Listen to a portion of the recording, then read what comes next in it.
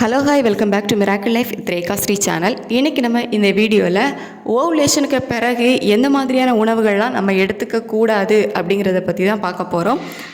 பேசிக்காக வந்து பேபிஸ்க்கு ட்ரை பண்ணிகிட்ருக்கீங்க அப்படிங்கும்போது இந்த ஓவுலேஷன் பற்றி நீங்கள் வந்து தெரிஞ்சிருக்கணும். ஸோ தெரியலை அப்படின்னா ஆல்ரெடி நம்ம வீடியோ போட்டிருக்கோம், செக் பண்ணி பார்த்துக்கோங்க. ஷார்ட்டாக சொல்லணும் அப்படின்னா இந்த ஓவுலேஷன் தான் ஒரு பேபி வந்து ஃபார்ம் ஆகிற டைம். அதாவது உங்களுக்கு கருமுட்டை வெளியே வரக்கூடிய நாட்களை தான் நம்ம வந்து ஓவுலேஷன் அப்படின்னு சொல்லுவோம்.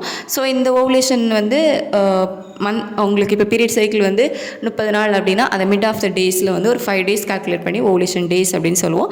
அந்த டேஸில் நீங்கள் வந்து ஒன்றா இருந்தீங்க, ஹஸ்பண்ட் அண்ட் ஒய்ஃப் வந்து ஒன்றா இருந்தீங்க அப்படின்னா கருமுட்டையும் ஸ்பெமனும் வந்து மீட் பண்ணி அங்கே ஒரு பேபி வந்து ஃபார்ம் ஆகும். ஸோ இதுதான் வந்து இந்த ஓவுலேஷன். இந்த ஓவுலேஷன் டைமில் உங்களுக்கு பேபி ஃபார்ம் ஆகிருந்துச்சு அப்படின்னா அதுக்கப்புறம் எந்த மாதிரியான உணவுகள்லாம் நம்ம வந்து எடுத்துக்கக்கூடாது அப்படிங்கிறது தான் இந்த வீடியோவில் பார்க்க போகிறோம்.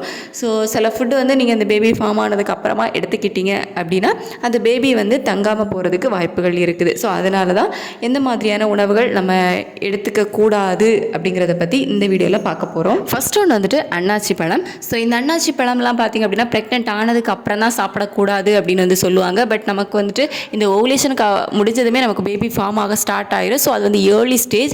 ஸோ அந்த ஏர்லி ஸ்டேஜ்லேயும் நீங்கள் இந்த மாதிரி அன்னாசி பழம் எடுத்துக்கிட்டீங்க அப்படின்னா அது வந்து உங்களுக்கு வந்து அந்த ஸ்டார்டிங் ஸ்டேஜ்லேயே அந்த கருச்சிதைவை ஏற்படுத்துறதுக்கான வாய்ப்புகள் இருக்குது. ஸோ அதனால தான் உங்களுக்கு ஓவுலேஷன் முடிஞ்சதுக்கு அப்புறமா இந்த அன்னாசி பழம் சாப்பிட்றதையும் கண்டிப்பாக வந்து அவாய்ட் பண்ணிவிடுங்க. ஆஃப்டர் ஓவுலேஷன் அன்னாசி பழம் எடுக்காதீங்க. அன்னாசி பழத்தில் வந்துட்டு ப்ரொமைலைன் அப்படிங்கிற ஒன்று இருக்குது. ஸோ அது வந்து கருச்சிதைவை ஏற்படுத்தும் தன்மை கொண்டது. இதை பற்றி நான் ஆல்ரெடி டீட்டெயிலாக வீடியோ போட்டிருக்கேன். உங்களுக்கு கீழே டிஸ்கிரிப்ஷன்லேயும் லிங்க் கொடுக்குறேன். அதாவது ஏர்லி ப்ரெக்னன்சியில் வந்து சாப்பிடக்கூடாத உணவுகளில் இதெல்லாம் நான் டீட்டெயிலாக சொல்லியிருக்கேன். ஸோ அந்த வீடியோ செக் பண்ணி பார்த்திங்க அப்படின்னா உங்களுக்கு புரியும். சேம் அதே மாதிரி தான் பார்த்திங்க அப்படின்னா பப்பாளி. ஸோ இந்த பப்பாளியில் வந்துட்டு பப்பைன் அப்படிங்கிற ஒன்று இருக்குது. ஸோ அதனால தான் இந்த பப்பைன்னு வந்து எடுத்துக்காதீங்க. இதுவும் வந்து கருச்சிதைவை ஏற்படுத்தும் தன்மை கொண்டது. ஸோ இதெல்லாம் வந்து உங்களோட ப்ரெக்னன்சி கன்ஃபார்ம் ஆனதுக்கப்புறம் தான் எடுத்துக்கக்கூடாது அப்படிங்கிறது இல்லை. உங்களுக்கு ஓவுலேஷன் டைம்லேயே பேபி ஃபார்ம் ஆகிருக்கு, இப்போ நீங்கள் வந்துட்டு ரெகுலராக பேபிக்கு வந்து ஒவ்வொரு மந்த்தும் ட்ரை பண்ணிகிட்ருக்கீங்க அப்படிங்கும்போது உங்களுக்கு ஓவுலேஷன் முடிஞ்சதுக்கு அப்புறமாவே இதெல்லாம் வந்து அவாய்ட் பண்ணுறது பெட்டர். நெக்ஸ்ட் வந்துட்டு மாம்பழம். ஸோ மாம்பழம் பார்த்திங்க அப்படின்னா உடம்பு சூட்டை வந்து அதிகரிக்கும் தன்மை கொண்டது. ஸோ கர்ப்பப்பை சூடும் வந்து அதிகரிக்கும் இதனால். ஸோ பேபி வந்து ஃபார்ம் ஆகாமல் ஆகிறதுக்கும் வாய்ப்புகள் வந்து இருக்குது. ஸோ ஆஃப்டர் ஓவுலேஷன் மாம்பழத்தையும் அவாய்ட் பண்ணிக்கிறது நல்லது. நெக்ஸ்ட் வந்துட்டு அதிகமாக ஸ்வீட் எடுத்துக்கிறது, அதிகமாக இனிப்பு சாப்பிடுவதையும் வந்துட்டு ஆஃப்டர் ஓவுலேஷன் அவாய்ட் பண்ணிட்டீங்க அப்படின்னா நல்லது. ஏன்னா நீங்கள் வந்து பீரியட்ஸ் டைம்லலாம் நோட் பண்ணி பார்த்தீங்க அப்படின்னா தெரியும், இந்த ஸ்வீட்டெல்லாம் அதிகமாக சாப்பிட்டீங்க அப்படின்னா உங்களுக்கு பிளட் ஃப்ளோ வந்து அதிகமாக இருக்கும். ஸோ அந்த எண்டோமெட்ரியம் அதெல்லாம் வந்துட்டு மென்மையாக்கும் தன்மை கொண்டது வந்துட்டு இந்த ஸ்வீட்டு. ஸோ அது வந்து ஏர்லி ப்ரெக்னன்சி, அதாவது உங்களுக்கு இப்போ ஓவுலேஷன் முடிஞ்சதுமே நீங்கள் வந்து இந்த மாதிரி அதிகமாக ஸ்வீட் எடுத்துக்கிட்டீங்க அப்படின்னா உங்களுக்கு கருச்சிதைவு, அதாவது பேபி ஃபார்ம் ஆகாமல் தடுக்கிறதுக்கான வாய்ப்புகள் வந்து இதில் இருக்குது. ஸோ அதிகமாக இனிப்பு சாப்பிட்றத அவாய்ட் பண்ணிக்கோங்க. லைட்டாலாம் சாப்பிட்டுக்கலாம், அதெல்லாம் வந்து பிரச்சனை இல்லை.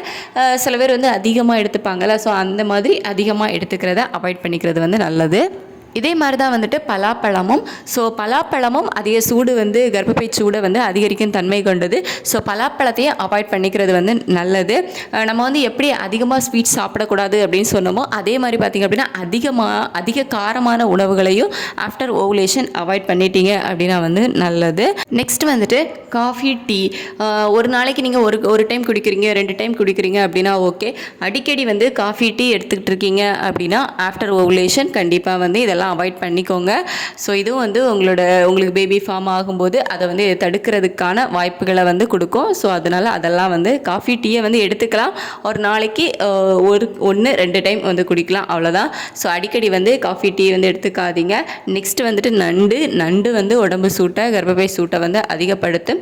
ஸோ நண்டு வந்து ஆஃப்டர் ஓவுலேஷன் எடுத்துக்காமல் இருக்கிறது வந்து நல்லது. அதிகமாக ஆயிலி ஃபுட் எடுத்துக்கிறதையும் வந்து அவாய்ட் பண்ணிக்கோங்க. முக்கியமாக வெளியிலேருந்து வாங்கி சாப்பிடக்கூடிய உணவுகள், ஜங்க் ஃபுட்ஸ், இந்த பாக்கெட்டில் இருக்கக்கூடிய சிப்ஸ், அதுக்கப்புறமா கூல் ட்ரிங்க்ஸ், குளிர்பானங்கள், ஸோ இதெல்லாம் வந்து அவாய்ட் பண்ணிக்கோங்க ஆஃப்டர் ஓவுலேஷன். ஃபைனலி பதப்படுத்தப்பட்ட உணவுகள். ஸோ அதிகமாக வந்து ஃப்ரிட்ஜில் வந்து ஸ்டோர் பண்ணி வச்சுருக்கிறது, ஸோ இந்த மாதிரி உள்ள உணவுகளெல்லாம் கொஞ்சம் அவாய்ட் பண்ணிவிட்டு நல்ல ஹெல்த்தியான உணவுகளை வந்து உங்களோட டெய்லி உணவுகளில் வந்து சேர்த்துக்கோங்க.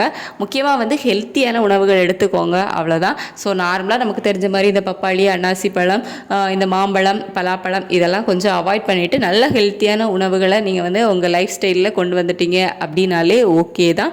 சில பேருக்கு ஏர்லி ஸ்டேஜ்லேயே இந்த கரு தங்காமல் டிஸ்டர்ப் ஆகி அது வந்து கலைஞ்சி போயிட்டே இருக்கும். உங்களுக்கு மாதம் மாதம் கரெக்டாக ரெகுலராக பீரியட் வந்துகிட்டே இருக்கும். இது வந்து நமக்கு தெரியாது உள்ள என்ன நடக்குது அப்படின்னு சொல்லிட்டு. ஸோ இதெல்லாம் நீங்கள் வந்து ஓவுலேஷனுக்கு அப்புறமா இந்த மாதிரி விஷயங்கள்லாம் கொஞ்சம் கேர்ஃபுல்லாக, ஏன்னா அது ரொம்ப ரொம்ப ஏர்லி ஸ்டேஜ். நீங்கள் பண்ணுற ஒவ்வொரு சின்ன சின்ன விஷயங்கள் கூட இதில் என்ன ஆகும் அப்படின்னு நினச்சிங்க அப்படின்னா அது நம்ம உடம்புக்குள்ளே போய் கர்ப்பப்பையில் தாக்கத்தை வந்து ஏற்படுத்தலாம். ஸோ நம்ம வந்து உணவு பழக்க வழக்கங்களில் கண்டிப்பாக வந்து ஹெல்த்தியான பழக்க வழக்கங்கள் வந்து ஃபாலோ பண்ணணும். உங்களுக்கு நல்ல ஒரு ஹெல்த்தியான பேபி வேணும் அப்படின்னா ஹெல்த்தியான லைஃப் ஸ்டைல் ரொம்ப ரொம்ப முக்கியம்.